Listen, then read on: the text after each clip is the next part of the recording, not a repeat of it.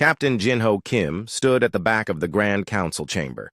His hands were clasped behind his back as he watched the 12 alien species that ruled the galaxy.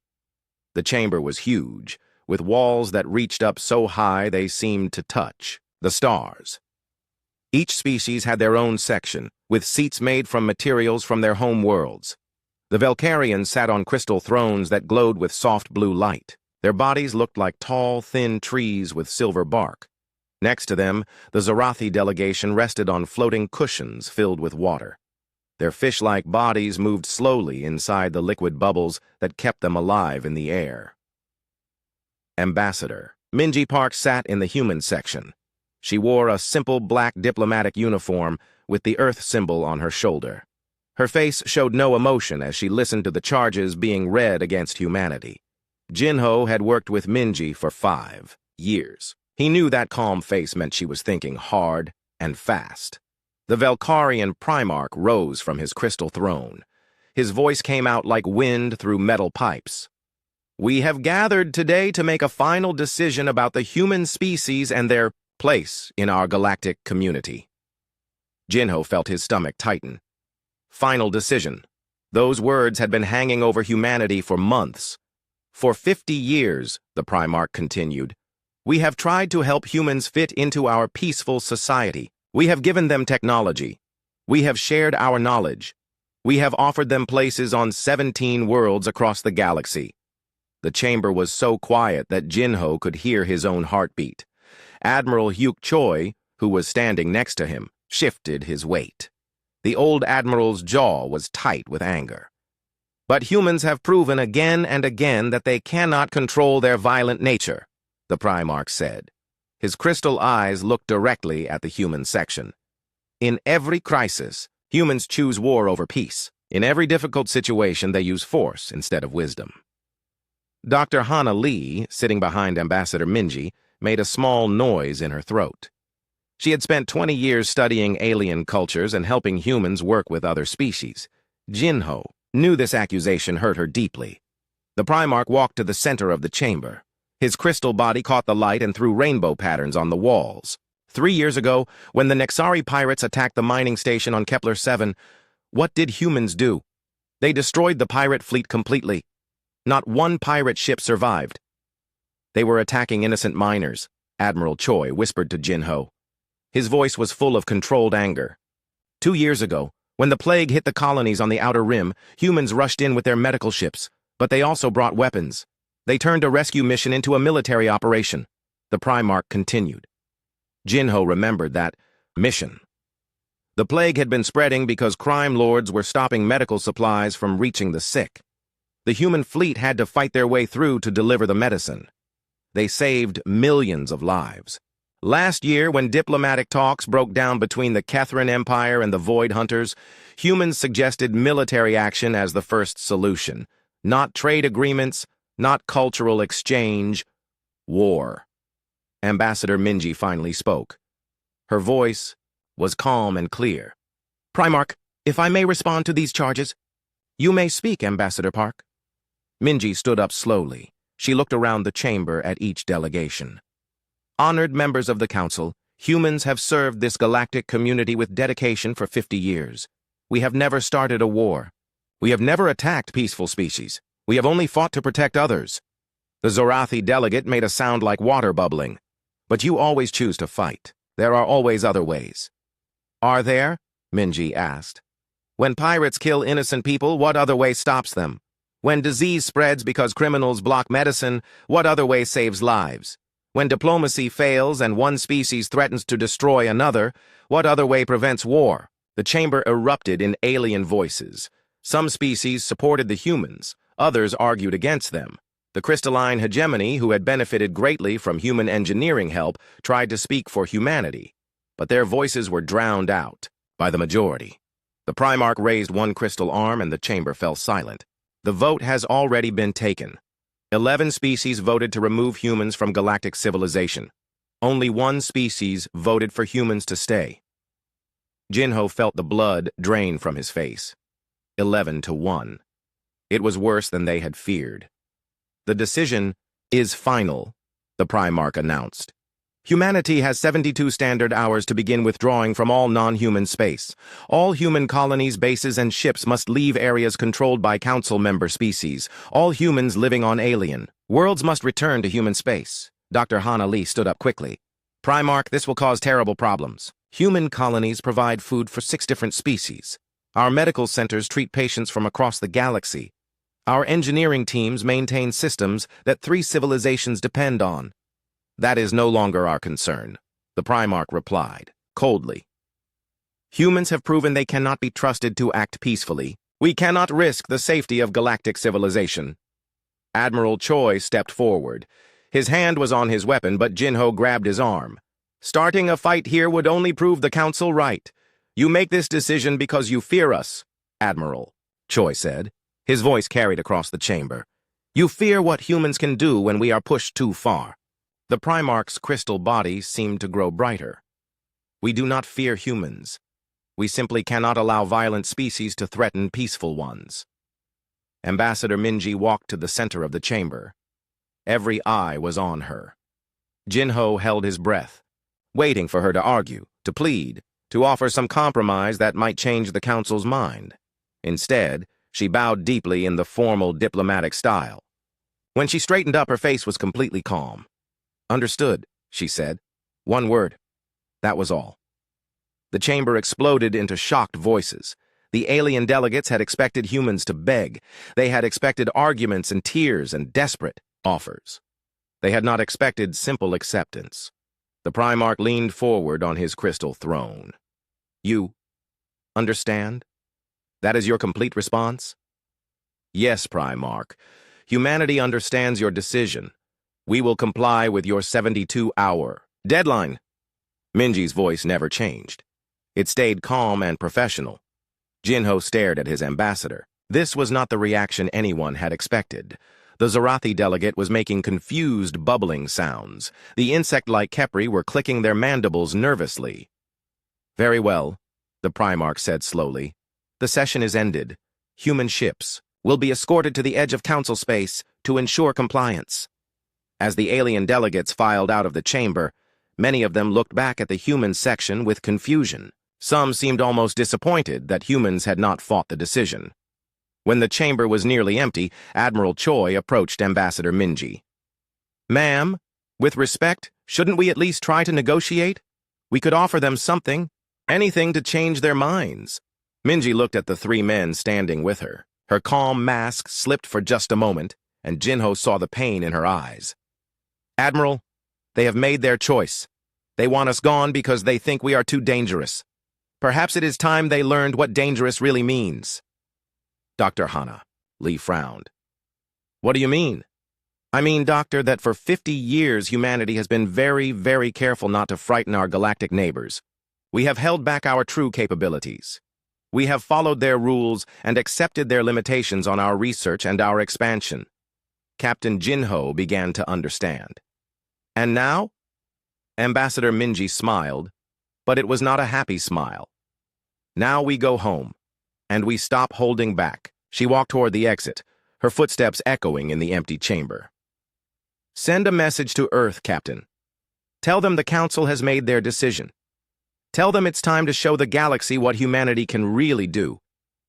As they left the Council chamber, Jinho looked back one more time at the crystal thrones and floating seats. The aliens thought they were getting rid of a problem by sending humans away. They had no idea what they had just unleashed. Commander Sunho Kang stood on the observation deck of the transport ship New Seoul. Below him, the planet New Busan stretched out like a green and blue jewel. For 30 years, this world had been humanity's greatest success story. Rolling fields of golden wheat covered the continents. Clear blue rivers wound between cities that housed 2 million human colonists. Now they were leaving it all behind. Status report, Sunho said into his communication device. Engineer Yuna Shin's voice crackled back. Atmospheric processors are 60% packed. We should have them loaded by tomorrow morning. The terraforming stations will take another day. What about the irrigation systems? Already disconnected. The automatic systems will keep working for maybe 6 months. After that, Yuna's voice trailed off. Sunho knew what she meant. Without the human-built systems, New Busan would slowly die. The carefully balanced ecosystem would collapse. The rivers would dry up. The soil would turn to dust. In 5 years, this beautiful world would be a dead rock again. "Sir," his aide said, approaching with a data pad, "the Catherine delegation is here. They want to speak with you." Sunho sighed. He had been expecting this. "Send them up." 3 tall, bird-like aliens entered the observation deck. Their feathers were a deep purple color that showed their high rank in Catherine society. The leader, whose name was something Sunho could not pronounce, stepped forward. "Commander Kong, we must talk about the food shipments." "What about them?" Sunho asked, even though he already knew. "New Busan provides 40% of the grain for our outer colonies. Without these shipments, our people will starve." The Catherine's voice made clicking sounds when he was worried. Sunho looked down at the planet again. Huge cargo ships were landing in the fields, loading up the harvesting machines and processing plants. "We're taking our equipment with us." "But the grain! The warehouses are full of grain ready for shipment."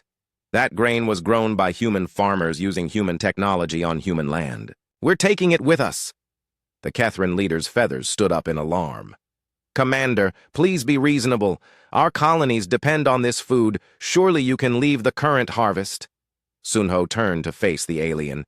"The Council deemed our agricultural methods too aggressive for galactic civilization. They said our farming techniques were too invasive and destructive.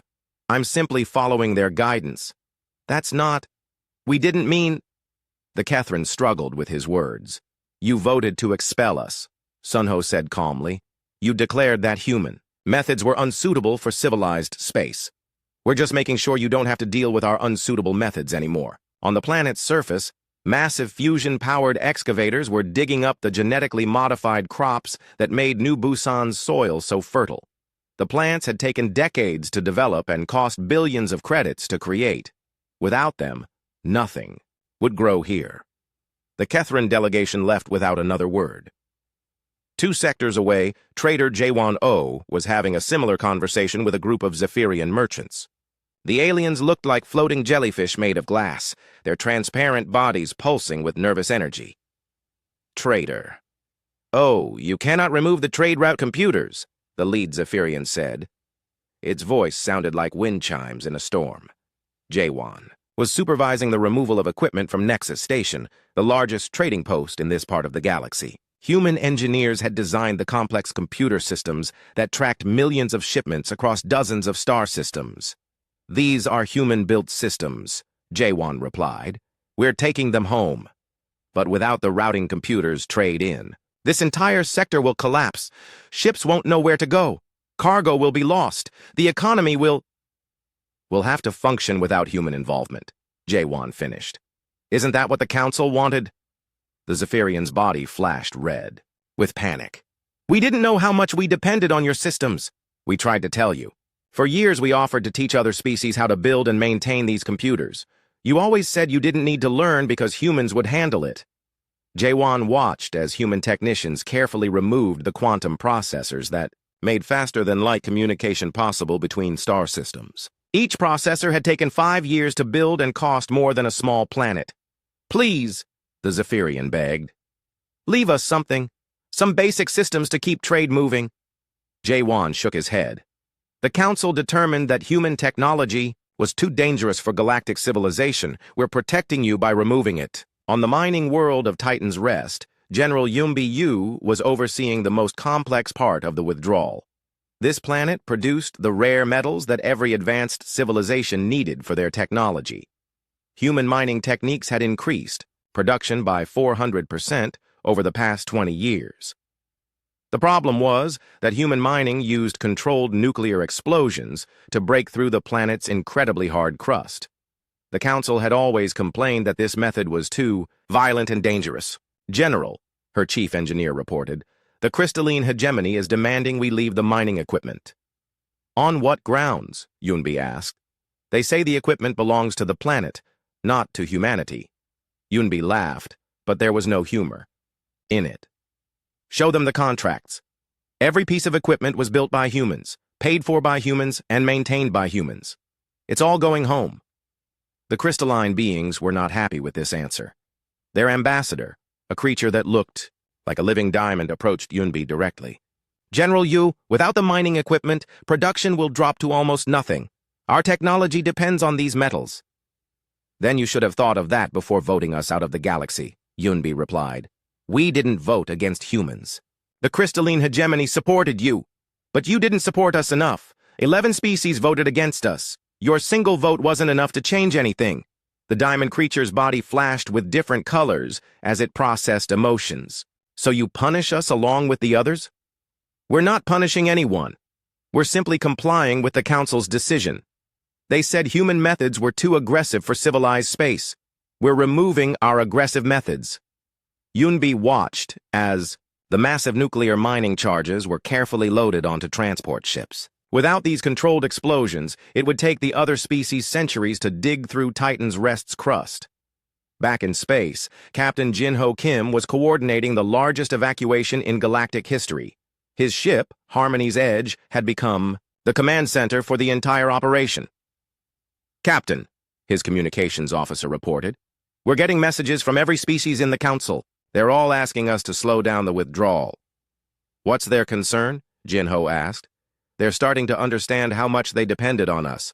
The Zorathi are panicking because our medical ships handle all their emergency responses.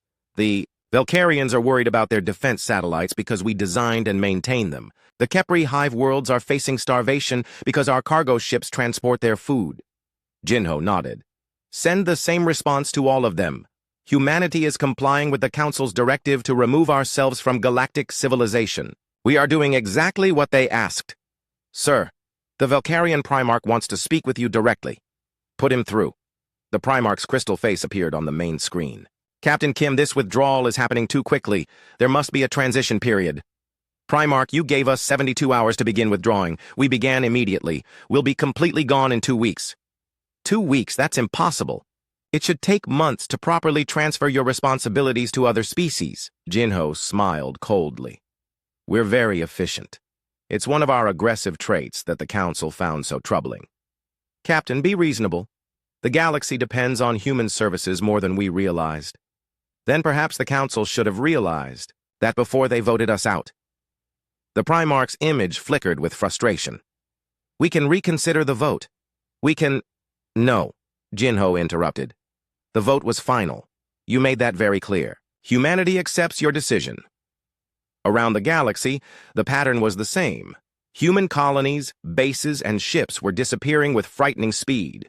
Every piece of human technology went with them. Every human innovation was carefully removed. Every human service was permanently shut down. The Council members had expected humanity to leave slowly and angrily. They had expected months of negotiations and complaints. They had expected humans to beg for more time. Instead, humans were leaving so quickly and completely that it made the aliens nervous. It was like watching a vital organ being surgically removed from a living body. Dr. Hana Lee stood in her laboratory on Research Station Alpha, packing up 30 years of work. Her research on alien diseases had saved millions of lives across the galaxy. Now all of that research was going back to Earth. Doctor, her alien assistant, a snake-like Srathai, said quietly, what will happen to the patients? Hana looked at the medical files on her desk. Thousands of aliens across the galaxy depended on treatments that she had developed.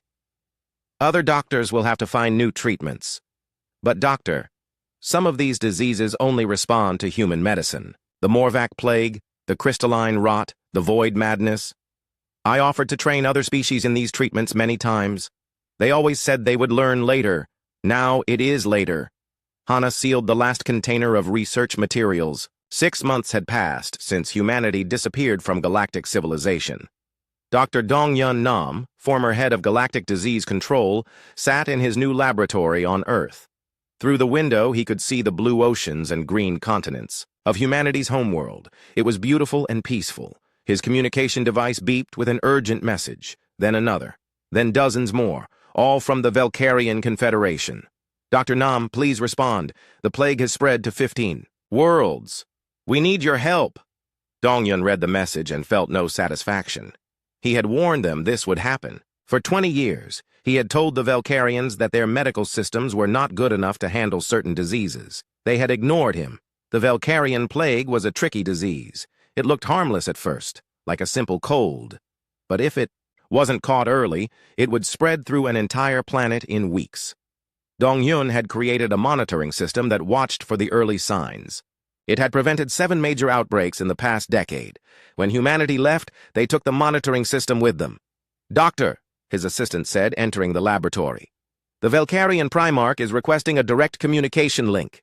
"Decline the request," Dong-Yun said without looking up from his work. "Sir, they're offering to pay any price for your help. I'm no longer part of galactic civilization. The Primarch made that very clear 6 months ago. On the other side of the galaxy, Captain Soman Young was also ignoring emergency calls. She stood on the bridge of her ship, Rescue 1, watching as her crew ran training exercises. They were preparing for missions in unexplored space, far beyond the galactic rim. Her communication officer looked up nervously. "Captain, we're receiving 17 distress calls from the crystalline hegemony. A solar flare has damaged 3 of their colony worlds." "Are any humans in danger?" Solman asked. "No, Captain. Only crystalline citizens." "Then it's not our concern." Solman remembered the last time this had happened. Her rescue ships had responded within hours. They had evacuated 2 million crystalline beings from the radiation zone and provided medical treatment for those who were injured. The crystalline government had thanked humanity briefly, then complained that the human rescue ships carried too many weapons. Now the crystalline beings were facing the same crisis without human help. Their own rescue ships were too slow and could only carry a fraction of the people that needed to be moved. Thousands would die. "Captain," the communication officer said quietly, "they're begging for help." "I'm sure they are," Somin replied. "But humans are too aggressive to be trusted with rescue operations. The Council made that very clear." In another part of the galaxy, Administrator Kyung-Soo Ryu was reading reports about the agricultural crisis spreading through 6 star systems. The colony worlds that had depended on grain from New Busan were running out of food. Their own farming methods produced only a tenth of what they needed. Kyung-Soo had spent 15 years developing the agricultural programs that fed half the galaxy. He had created new crops that could grow on alien worlds. He had designed farming systems that could work in low gravity and strange atmospheres. He had trained thousands of alien farmers in human techniques. But when the Council voted humanity out, they had called human farming methods too invasive and environmentally destructive, so humanity had taken all their invasive, destructive farming technology home. Now the aliens were starving. "Sir," his aide said, bringing him another stack of urgent messages, "the Catherine Empire is offering to double the price for grain shipments." "We don't sell grain to the galactic community anymore," Kyung-Soo replied. "We're not part of it. They're saying their people will starve without human food. Then they should have thought of that before voting us out." The aide hesitated. "Sir, some of our own people are asking if we should help anyway. Just because the government's voted against us doesn't mean innocent people should suffer." Kyung-Soo looked up from his reports. "Do you know what happened the last time we tried to help? Innocent people against their government's wishes." "No, sir." "The Council accused us of interfering in internal affairs. They said we were too aggressive and couldn't be trusted to respect other species' sovereignty. They used it as evidence that humans don't belong in civilized space." Kyung-Soo stood and walked to the window. "For 50 years, we helped everyone who asked. We fed their people, defended their worlds, and saved their lives. And they repaid us by calling us too dangerous to tolerate." Commander Isul Han faced the worst crisis of all. She had been in charge of Galactic Emergency Response, the organization that coordinated help during major disasters. When earthquakes struck, when space storms threatened colonies, when hostile aliens attacked peaceful worlds, Isul's teams had been there. Now she watched from Earth as 3 separate disasters unfolded across the galaxy. The first was on Nexus 7, where an asteroid was heading straight for a city of 10 million aliens. Human ships could have deflected it easily, but human ships were no longer available. The second was in the Outer Rim, where space pirates were attacking defenseless trading vessels. Human patrol fleets had kept the space lanes safe for decades. Without them, piracy was spreading like wildfire. The third was the worst. A dimensional rift had opened near the Kepri Hive worlds, releasing creatures from another reality. These things ate energy itself and could destroy entire planets. Only human quantum weapons had ever been able to stop them. "Commander," her aide reported, "we're receiving emergency authorization codes from the Council. They're ordering us to respond to the dimensional rift crisis." Esol laughed bitterly. "Ordering us? We're not part of the galactic community anymore. The Council has no authority over human forces. Ma'am, the Kepri are saying that billions will die if we don't help. The Kepri voted to expel us. They said human military forces were too aggressive for peaceful space. Now they want our aggressive military forces to save them." Esol turned off the emergency signals. "Send a message to all Council species. Tell them that Earth regrets they are facing these difficulties, but humans are no longer authorized to operate in galactic space." The message that went out was short and polite. "The Terran Federation acknowledges your requests for assistance. However, as per Galactic Council Resolution 2387, human forces have been removed from galactic civilization due to their aggressive and unsuitable nature. We are complying with the Council's directive that human methods are too dangerous for civilized space. Earth wishes you success in handling these matters with your own more suitable methods." The response from the galaxy was immediate and desperate. Every species that had voted against humanity now sent urgent diplomatic messages to Earth. They offered trade deals, technology exchanges, territorial concessions, anything to get human help. But Earth's response was always the same. Humanity is no longer part of galactic civilization. The Valkyrian Primarch himself sent a personal message to Earth's government. "We are willing to reconsider our vote. We can hold a new council session." Earth's reply was delivered by Ambassador Minji Park, the same woman who had accepted the Council's ultimatum with a single word 6 months earlier. "Honored Primarch, the Council made it clear that their vote was final. Humanity respects the Council's decision and will not interfere with galactic civilization." "But people are dying," the Primarch's message came back. "People have always been dying," Minji replied. "The difference is that now they're dying without human help. As the Council determined, our help was too aggressive and dangerous for civilized species." Behind the diplomatic language, the message was clear. You made your choice. Now live with it. As the months passed, the crisis grew worse. The Valkyrian plague spread to 40 worlds. The crystalline colonies were abandoned as solar radiation made them uninhabitable. The agricultural worlds faced mass starvation. Pirates controlled entire star systems. The dimensional creatures destroyed 3 planets before the rift finally closed on its own. Through it all, humanity remained silent. No human ships entered galactic space. No human aid reached alien worlds. No human voices answered the desperate calls for help. The galaxy was learning what it meant to live without the species they had called too dangerous. But the silence from human space was the most terrifying thing of all. The aliens had expected humans to be angry. They had expected threats and demands for apologies. They had expected some kind of response to the disasters unfolding across the galaxy. Instead, there was nothing. No communication, no contact, no acknowledgement that the galactic community even existed. It was as if humanity had simply vanished from the universe. Some alien intelligence services tried to spy on human space. Their ships were politely escorted to the border by vessels that none of them recognized. The human ships were clearly more advanced than anything they had seen before, but they made no threats and offered no explanations. "This is the border of Terran space," the human captains would say. "Please return to galactic territory." When I besuffer, the spy ships asked what humanity was doing in their isolated space. The humans would only respond, "Humanity is no longer part of galactic civilization. Please direct all inquiries to member species." The Council tried to send official diplomatic missions to Earth. They were turned away at the border with the same polite, emotionless response. 1 year after humanity's withdrawal, the Galactic Council held its most desperate meeting ever. 7 of the original 12 species were facing complete collapse.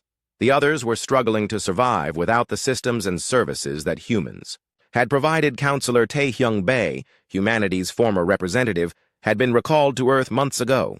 But the Council had kept his empty seat in their chamber, hoping that someday a human would sit there again. Now that empty chair seemed to mock their desperate situation. The Valkyrian Primarch stood before the remaining delegates. His crystal body had lost its bright glow and looked dull and gray. "We have tried everything to contact Earth. They will not respond to our messages." Perhaps we should send a fleet to human space, suggested the Zorathi delegate. Force them to negotiate. The chamber fell silent. Everyone knew that would be a disaster. Even when humans had been part of galactic civilization, their military technology had been impressive. Now, after a year of unknown development, who knew what they had built? We need information, said the insect-like Kepri representative. We need to know what humanity is doing in their isolation. That's when the crystalline hegemony delegate spoke up. We have been monitoring the borders of human space. We have intercepted some communications. Every alien in the chamber turned to stare at the diamond-shaped being. What kind of communications? The Primarch demanded. The crystalline delegate's body flashed nervous colors. Trade negotiations, technology exchanges, defense agreements. With whom? The Zorathi asked, though they all feared the answer. Unknown species. The signals come from beyond the galactic rim. The chamber erupted in shocked voices. Beyond the galactic rim was unexplored space. No council species had ever traveled that far. The few ships that had tried to explore those regions had never returned. That's impossible, the Primarch said. There are no advanced civilizations beyond the rim. Our surveys showed only primitive worlds. Your surveys were incomplete, a new voice said. Every head turned toward the chamber entrance. A human figure stood there, but he was not wearing a council uniform. Admiral Che Yong-ko wore a black military outfit with symbols that no one recognized. Admiral Ko, the Primarch said, rising from his crystal throne. You have come to negotiate humanity's return? Che Yong smiled, but it was not a friendly expression. I have come to deliver a message. He walked to the center of the chamber, where Ambassador Minji had stood a year ago. The Terran Federation thanks the Council for their decision to remove humanity from galactic civilization. It has been most educational. Federation? The Kepri clicked. What Federation? The Terran Federation and allied species, Che Yong replied. We represent 14 species across 47 star systems. The number sent shockwaves through the chamber. In 1 year, humanity had somehow formed an alliance larger than the original Galactic Council. 14 species, the Primarch repeated. What species? We know of no advanced civilizations that humanity could have contacted. Che Yong's smile grew wider. That's because you never looked very hard. For 1,000 years, the Council has been content to rule this small corner of the galaxy. You never wondered what lay beyond your borders. He activated a holographic projector that showed a map of the galaxy. The Council's territory was highlighted in blue. It covered less than 10% of the galactic disk. While you built your comfortable little civilization, Che Yong continued, others were exploring, building, growing, learning, species that make your technology look primitive, beings that could solve your current crises in days instead of years. The Zorathi delegate made bubbling sounds of disbelief. If such species existed, we would have detected them. Would you? Your sensor technology has barely improved in 500 years. You became comfortable with your level of advancement and stopped pushing forward. Che Yong gestured to the map. Meanwhile, humanity spent 50 years in your civilization learning everything you had to teach. Then we spent 1 year learning what lay beyond. The hologram changed to show new areas of the galaxy lighting up in red. Hundreds of star systems that the Council had never known existed. The ethereal collective has mastered energy manipulation. Beyond your understanding, Che Yong explained, the Void Shapers can alter space-time itself. The machine consciousness has computational power that could simulate your entire civilization as a background process. Each name sent new waves of fear through the Council chamber. These were not primitive species that humanity had conquered. These were advanced civilizations that humanity had somehow convinced to join them. How? The Primarch whispered. How did we find them? How did we contact them? How did we convince them to ally with us? Che Yong shrugged. We did what humans do best. We explored dangerous places that no one else dared to visit. We took risks that civilized species considered too aggressive. The truth was starting to dawn on the Council members. Humanity had not spent the past year sulking in isolation. They had been busy. Scientist Minho Seo materialized in the chamber as a hologram. He appeared to be speaking from a laboratory that contained technology beyond anything the Council had ever seen. Greetings, council members, Minho said politely. I wanted to share some of our recent research achievements. The hologram showed images that made the alien delegates gasp in amazement and terror. Spaceships that could travel between galaxies in hours. Energy sources that could power entire civilizations. Weapons that could crack planets like eggs. Dark matter manipulation has proven quite useful, Minho continued casually. We can now create stable wormholes between any 2 points in space. Time dilation fields allow us to compress years of research into months of subjective time. And quantum consciousness transfer means that death is becoming merely an inconvenience. The council members stared in horror at technology that seemed like magic. In 1 year, humanity had achieved breakthroughs that should have taken thousands of years to develop. How is this possible? The crystalline delegate asked.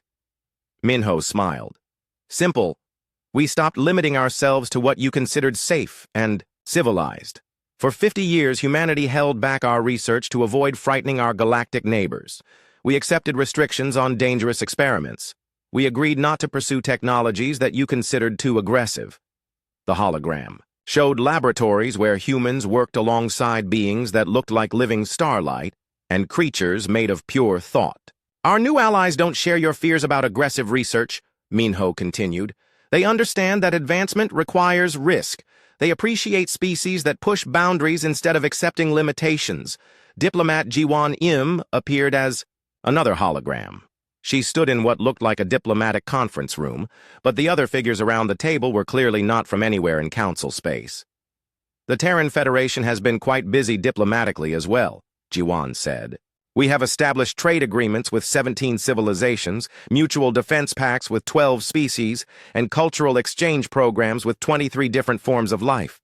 She gestured to her alien companions. These species find humanity refreshingly direct. They appreciate our willingness to take action instead of talking problems to death. They value our ability to solve crises through decisive intervention rather than endless committee meetings. The council delegates were beginning to understand the magnitude of what had happened. Humanity had not been weakened by their expulsion. From galactic civilization, they had been liberated. You're lying, the Primarch said desperately. This is some kind of trick to make us reverse our decision? Che Young laughed. Primarch, we don't want you to reverse your decision. We're grateful for it. He walked closer to the crystal throne. For 50 years, humanity was held back by your rules, your restrictions, your fears. We had to ask permission before exploring new regions. We had to limit our research to technologies you considered safe. We had to pretend to be weak so you wouldn't feel threatened. The Admiral's voice grew colder. Do you know what our new allies think of the Galactic Council? They call you the Stagnant Ones. A group of species that achieved a comfortable level of technology and then stopped growing. They consider you a curiosity, like a museum exhibit showing how civilizations decline when they stop taking risks. The Kepri delegate clicked frantically. We had reasons for our restrictions. Dangerous research can destroy entire worlds. Yes, it can, Che Young agreed. And sometimes you have to accept that risk to achieve greatness. Our new allies understand this. They've seen species rise to incredible heights and species fall to their own fears. They choose to rise. The hologram of Minho flickered back to life. I should mention that we've solved most of the crises currently facing council space. The Valkyrian plague, the crystalline radiation problem, the agricultural shortages, the pirate attacks, the dimensional intrusions. We have simple solutions for all of them. Hope flickered in the alien's eyes for the first time in months. However, Minho continued, these solutions require technologies that the Council has declared too dangerous for civilized use. Since we respect your decision that human methods are unsuitable for your civilization, we will not impose our dangerous help upon you. The hope died as quickly as it had appeared. You're going to let billions die just to prove a point? 2 years after humanity's withdrawal, the first ships arrived at the edge of Council space. They appeared without warning, materializing out of empty space, as if reality itself had been torn open to let them through. The Council's defense satellites detected them immediately. What they saw made no sense. The ships were clearly of human design, but they were enormous. Each vessel was the size of a small moon, built with materials that didn't appear on any periodic table. They moved without any visible engines, bending, space around them like gods reshaping the universe. But the human ships were not alone. Alongside them flew vessels of impossible beauty and terrifying power. Ships that looked like crystallized starlight, vessels that seemed to be made of living shadow, craft that existed in 7 dimensions at once, visible to sensors, but somehow not quite real. Ambassador Wu Jin Lim materialized as a hologram in the council chamber. But he was not addressing the council. He was broadcasting to every inhabited world in galactic space simultaneously. Citizens of the galaxy, Wu Jin began, his voice calm and professional. I am Ambassador Wu Jin Lim of the Terran Federation. We come to announce that this region of space has been selected for development. The council members who were present stared at the hologram in shock. Wu Jin was not asking permission or requesting negotiations. He was making an announcement. The Terran Federation and our allied species will be establishing way stations, research facilities, and colonies throughout this sector. Species currently inhabiting these regions may continue to do so, provided they do not interfere with Federation operations. The casual way he spoke about taking over their territory was more frightening than any threat would have been. Furthermore, the Federation is accepting applications for membership from qualified species. Successful applicants will receive full access to Federation technology and protection. The application process may take several standard years to complete. The hologram flickered and changed to show Captain Da-Yun No standing on the bridge of one of the massive ships. Behind her, crew members worked at control stations that seemed to operate through pure thought. I am Captain Da-Yun No, commanding the Federation vessel New Horizon. We will begin establishing our first colony in the Kepler 442 system within the next standard month. The Kepler 442 system was in the heart of Council space, only 3 jumps from the Velcarian homeworld. The Council had declared it a protected zone decades ago because of its unique stellar formation. Captain, the Velcarian Primarch's voice interrupted the broadcast. That system is under Council protection. You cannot establish colonies there. Captain Da-Yun looked directly at the camera, and her smile was colder than space itself. Primarch, the Galactic Council is no longer recognized as a legitimate authority by the Terran Federation. Your protection means nothing. She gestured to the screens behind her, which showed detailed scans of planets throughout the system. These worlds will be terraformed to Federation standards within 6 months. We estimate the first colonies will be fully operational within 2 years. The Primarch's crystal body flashed with desperate anger. You cannot simply ignore galactic law. What law? Da-Yun asked. The law that expelled humanity from galactic civilization? The law that declared us too dangerous to participate in your society? We are no longer bound by your laws, Primarch. We are not part of your civilization. Admiral Seokjin Kwan appeared next, broadcasting from a ship that made the other vessels look small. The Determination was a kilometer-long battleship covered in weapons that could crack moons. I am Admiral Seokjin Kwan, commanding the Federation Defense Fleet. Our mission is to ensure the safety and security of Federation operations in this region. Behind him, the bridge showed beings that clearly were not human. Creatures of living energy worked alongside mechanical minds that processed information faster than light. Aliens that existed partially outside normal space-time coordinated with entities that had transcended physical form entirely. Any interference with Federation activities will be met with appropriate responses, Admiral Seokjin continued. We hope that all existing species in this region will choose to coexist peacefully with Federation expansion. The message was clear. Resist us and be destroyed. President Yejin-On appeared last, speaking from what looked like a space station the size of a planet. The background showed impossible architecture and technology that bent the laws of physics. I am President Yejin-On of the Terran Federation. 2 years ago, the Galactic Council made a decision that they thought would remove a problem from their civilization. Instead, they freed humanity to achieve our true potential. She gestured to displays showing star charts that covered not just the local galaxy, but neighboring galaxies as well. The Federation now spans 17 galaxies and includes 47 different species. Our technology has advanced to levels that your science considers impossible. Our knowledge encompasses realities that your philosophers have never imagined. The President's voice remained calm and reasonable, which somehow made her words more terrifying. We thank the Council for their decision to expel humanity. It allowed us to discover what we could become when we stopped limiting ourselves to what others considered safe and civilized. The display showed human colonies spreading across the galaxy like a growing infection. Worlds that had been barren for millions of years were transformed into gardens in days. Star systems that had never supported life were made habitable through technologies that treated the laws of physics as suggestions. 3 council species have already submitted applications to join the Federation, President Yejin announced. The crystalline hegemony, facing extinction from solar radiation, has requested emergency membership. The Morvac Collective, devastated by plague, has applied for Federation medical assistance.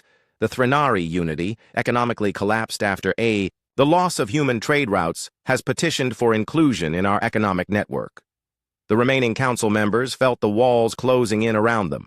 Their own allies were abandoning them for the promise of human technology and protection. Applications will be reviewed based on each species' potential contribution to Federation goals, the President continued. Species that demonstrate useful capabilities, adaptive thinking, and willingness to embrace change will be given priority. Consideration. The insult was subtle but clear. The council species had demonstrated none of those qualities. The broadcast ended, leaving the council chamber in stunned silence. Outside, Federation ships were already moving to their announced positions. Massive vessels began the work of terraforming worlds that had been uninhabitable for millions of years. The Velcarian Primarch tried one last desperate diplomatic contact. President An, surely we can reach some accommodation. The Council is willing to formally apologize for our decision 2 years ago. President Yejin's response was broadcast publicly for all the galaxy to hear.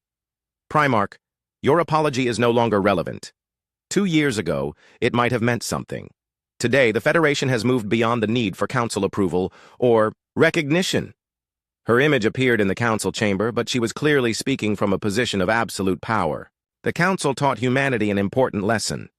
You showed us that trying to fit into someone else's civilization means accepting their limitations. You forced us to choose between your approval and our potential. The President smiled, and it was not cruel, but it was final. We chose our potential. The result is the civilization you see today, a federation that spans galaxies instead of sectors, technology that reshapes reality instead of accepting its constraints, alliances with species that your people consider mythical. The hologram showed images of the Federation's true scope. Humans working alongside beings of pure energy, ships that could travel between dimensions, colonies that existed in multiple realities simultaneously. The Galactic Council was never our equals, Primarch. You were our training ground, a place where humanity learned the basics of galactic civilization before moving on to something greater. The final insult was delivered with perfect politeness. The Federation wishes the Council well in managing their local affairs. We hope that our presence in the region will not cause too much disruption to your traditional way of life. The communication ended, leaving the Council alone with the terrible truth. For 50 years, they had thought they were the advanced civilization, tolerating dangerous primitives. In reality, they had been primitive locals being protected by beings who could have conquered the galaxy at any time. Humanity had never needed the Council's approval. They had been holding back, restraining themselves, pretending to be less than. They were to avoid frightening their neighbors. Now the neighbors had made it clear that humanity wasn't welcome, so humanity had stopped pretending. The galaxy watched in absolute horror as Federation ships moved through space like they owned it. Worlds that had been considered impossible to inhabit were transformed into paradises in weeks. Technologies that should have taken centuries to develop were deployed casually, as if they were everyday tools. The Council species that had voted to expel humanity now faced a choice: submit to the Federation as junior members, or watch their civilization be absorbed by something so far beyond them that resistance was meaningless.